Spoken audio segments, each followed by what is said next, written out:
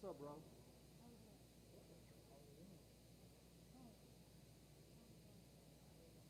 Yeah, that's all. Seriously? Of course not. Better. Well, we know that.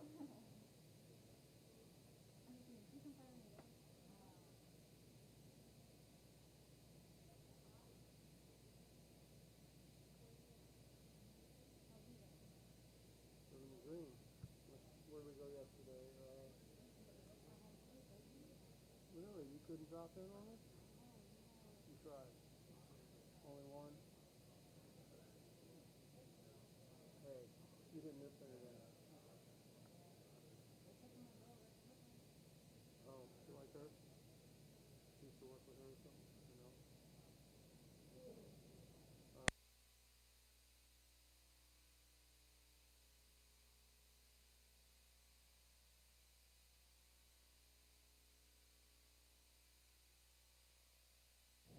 You do? No, you can't.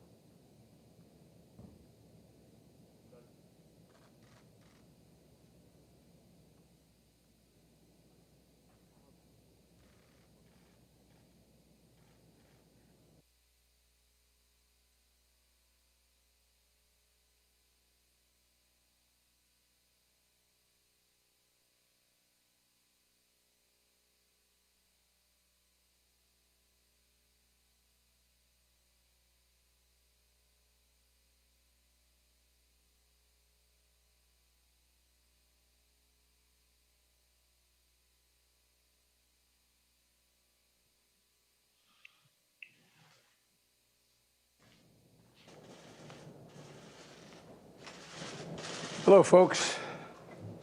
Please.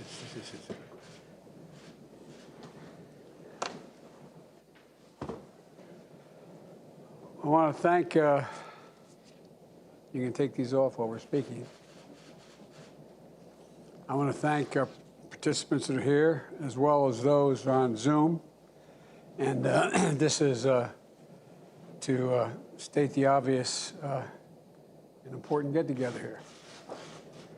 And I'm going to make some brief comments, maybe ask a few questions, and then we'll yield and go down the road here, and maybe we can, all of us, both virtually as well as in person here, we can hopefully make some progress.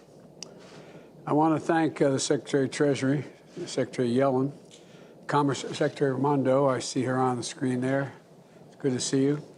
And the leaders of some of America's most important businesses and institutions.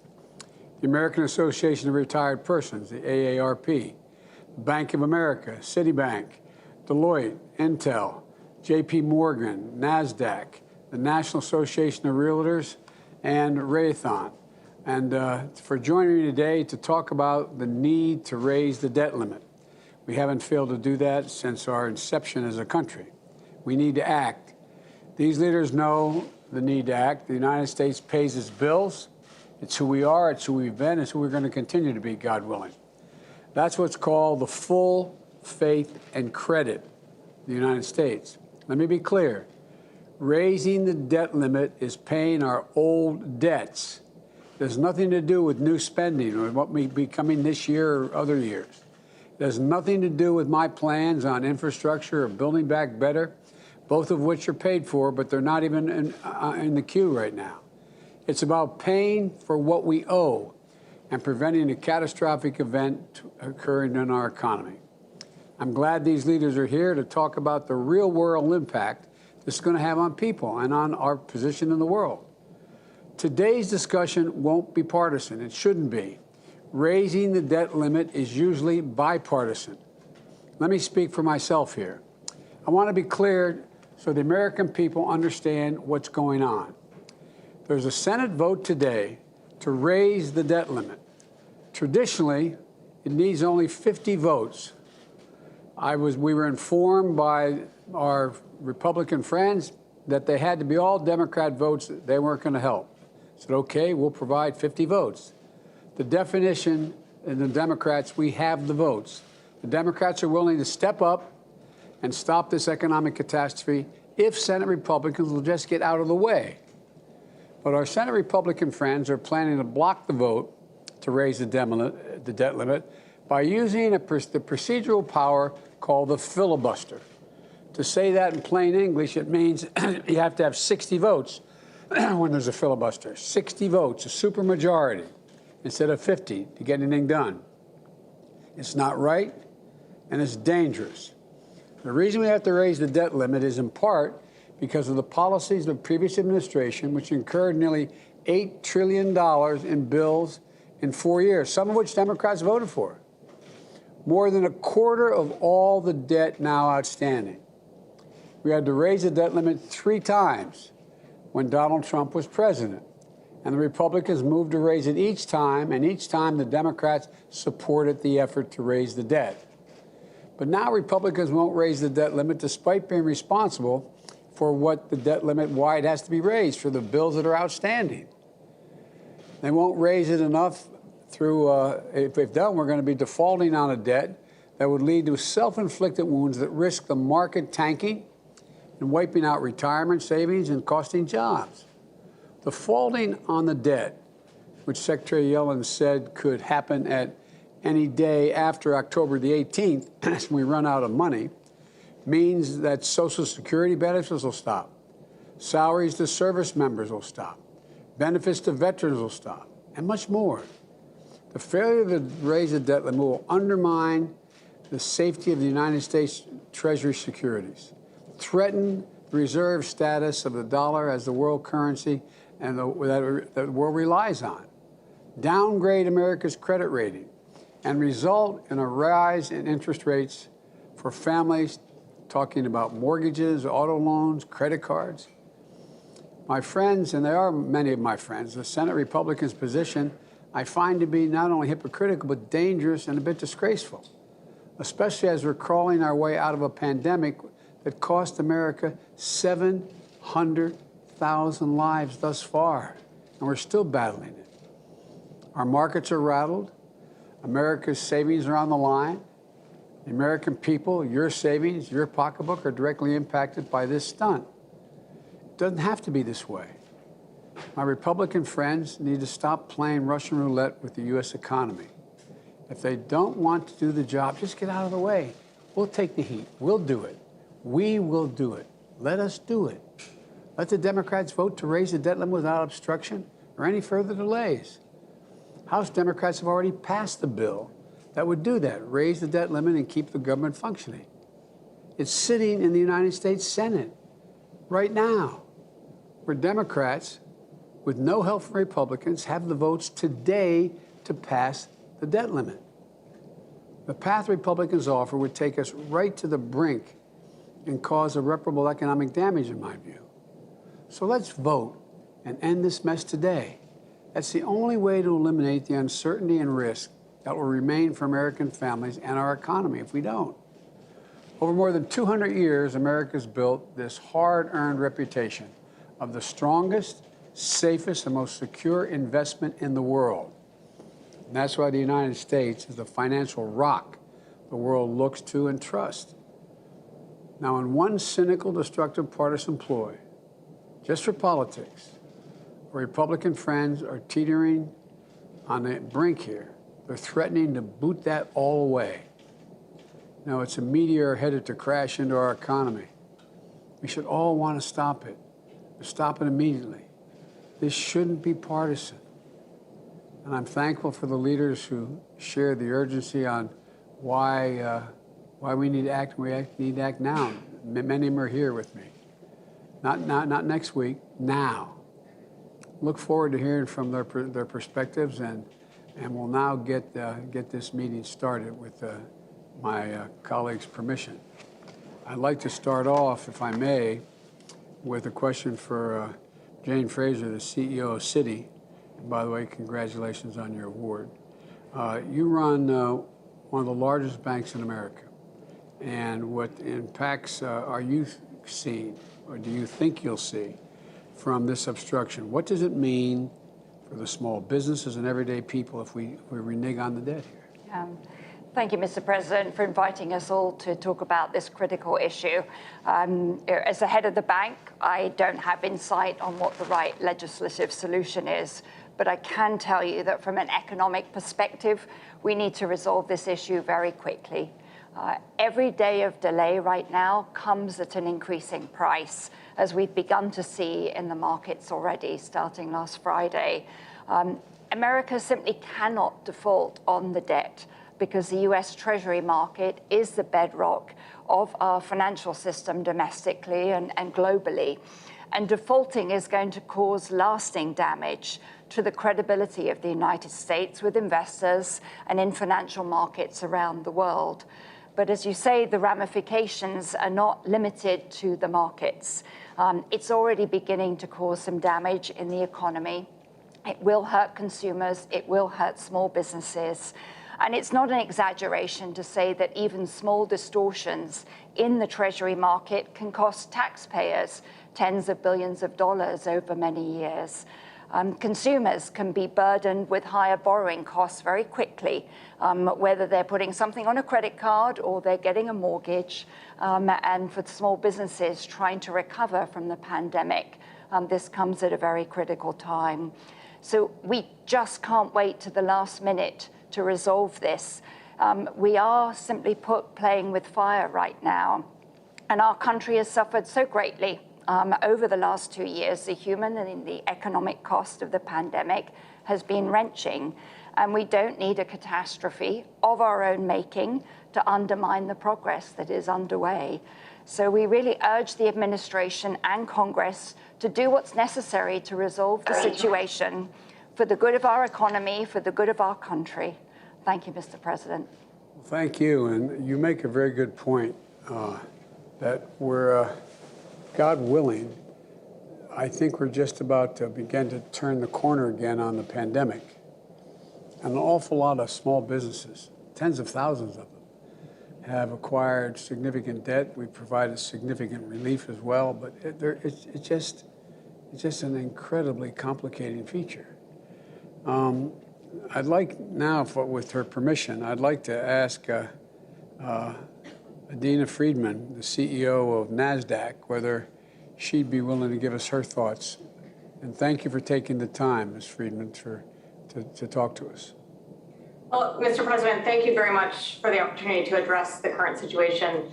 We are starting to experience elevated volatility in the markets, which can be partially attributed to the uncertainty that's been introduced by the delay in approving the extension of the debt limit. We would expect that a continued delay in extending the debt limit would further destabilize the markets.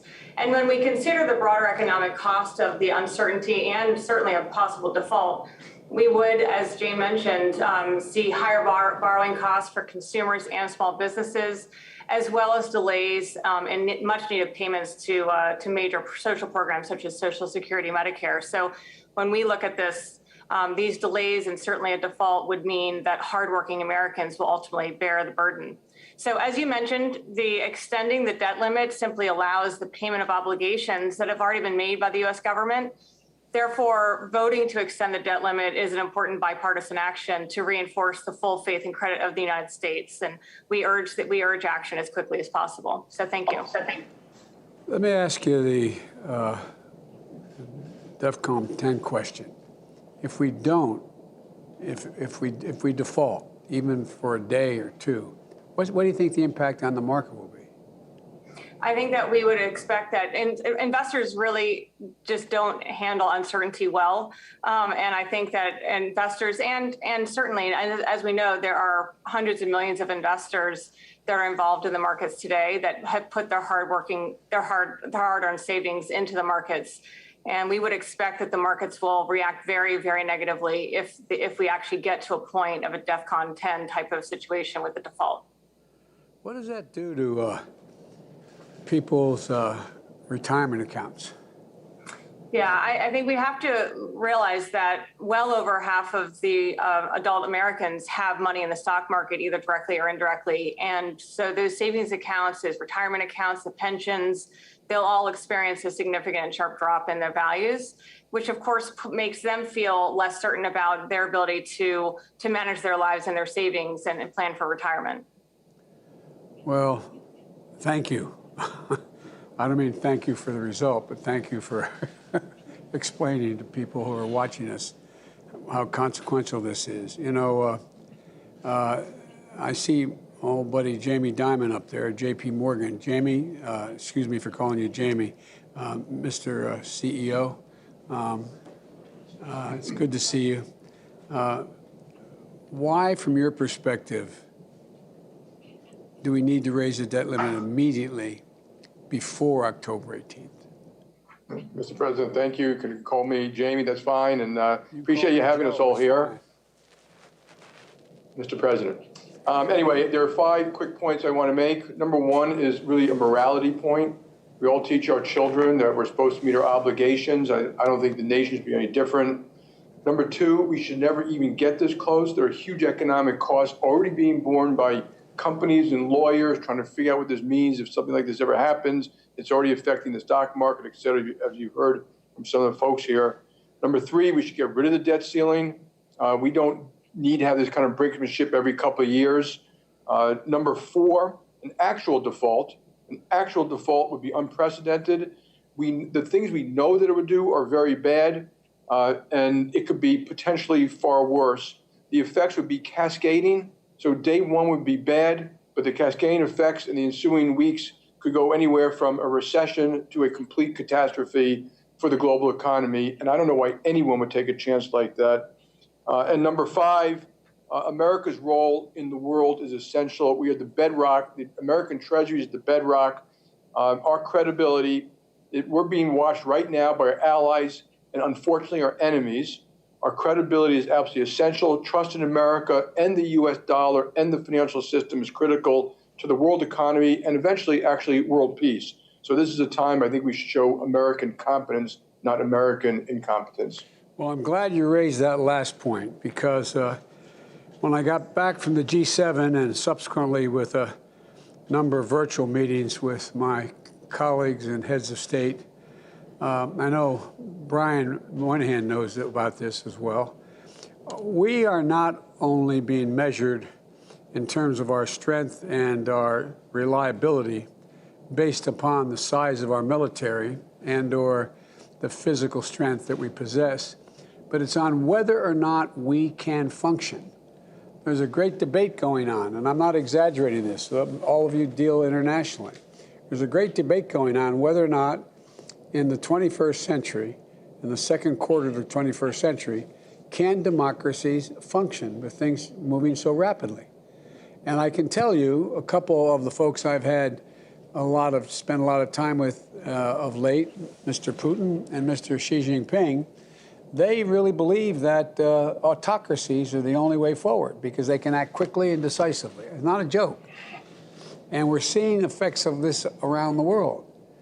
And I don't know, it's understandable why the average American wouldn't understand what the consequences of this will be for American security and the willingness of other countries to follow our lead. We have always led the world not just by the example of our power, but the power of our example. And that's going to be called into severe question. I mean, for real. For real. And it has consequences that are real.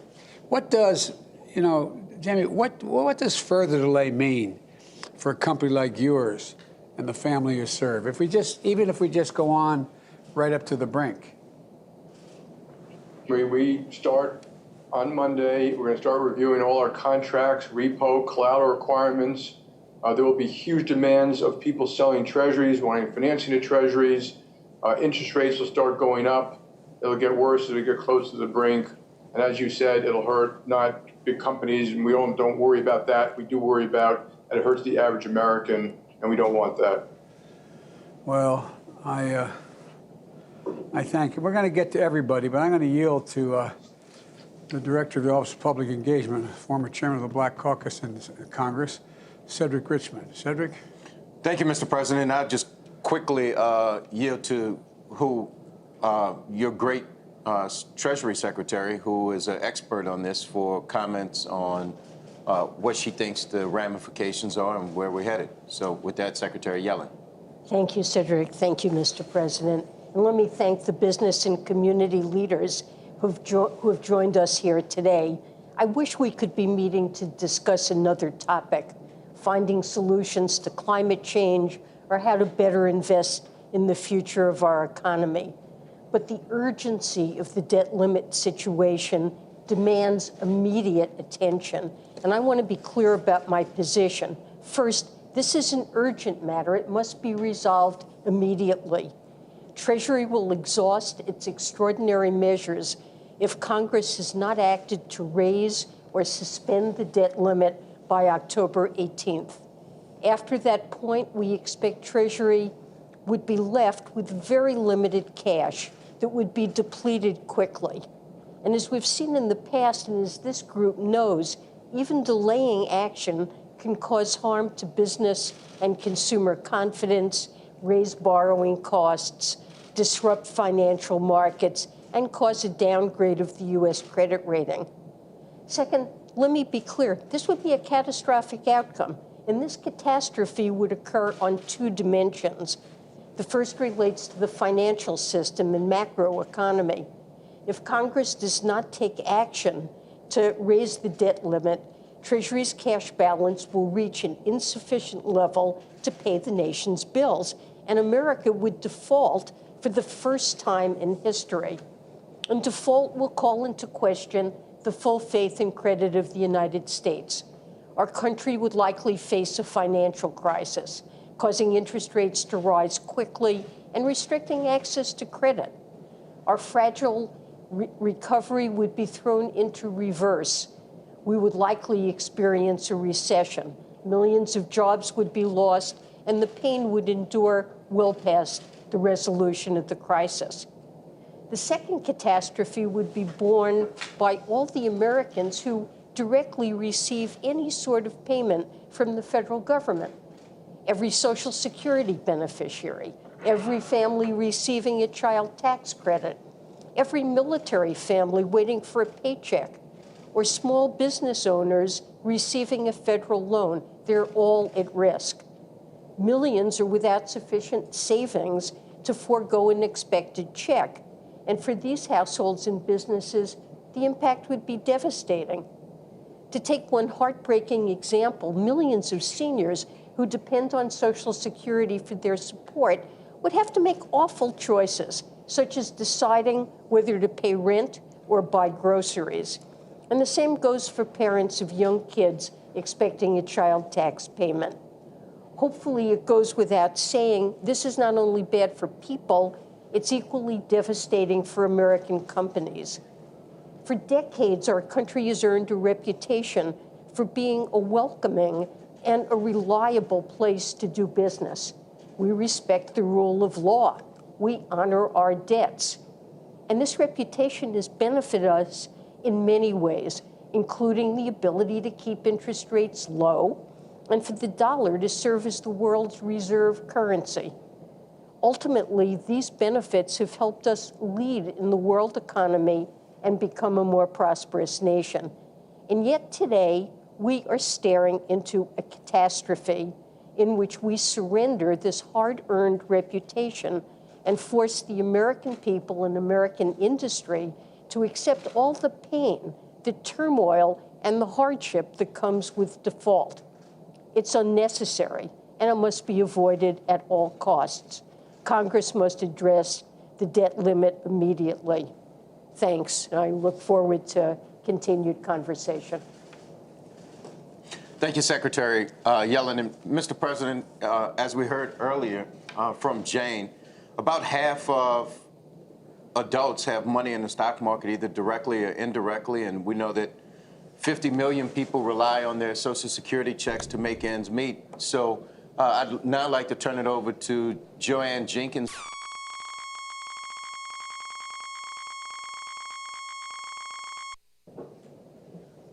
So thank you, Mr. President, for the opportunity to speak to the impact of not raising the debt ceiling on our members in particular, and then nearly 65 million people across this country who rely on Social Security.